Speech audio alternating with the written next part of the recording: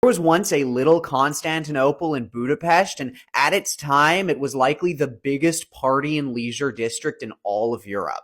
Károly Somosi was one of the biggest nightclub owners in Hungary around the turn of the century. This period was a very dynamic one in Budapest, as Hungarians were celebrating 1,000-year anniversary of being in the area, and many iconic landmarks that you'll find in the city today were actually constructed during this time.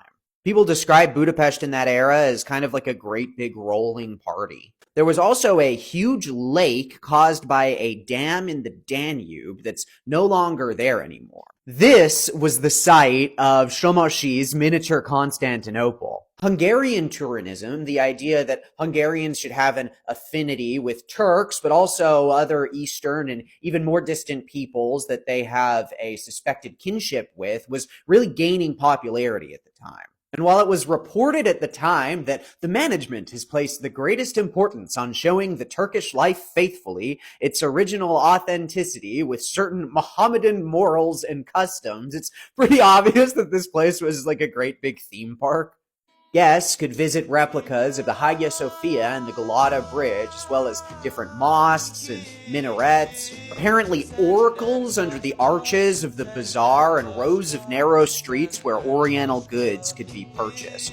And camels. It's said that there were camels just absolutely everywhere. You could also apparently rent Turkish rowboats imported directly from the Ottoman Empire, and the site had a ton of glassblower and coffee shops, the most popular of which was Sultana Coffee.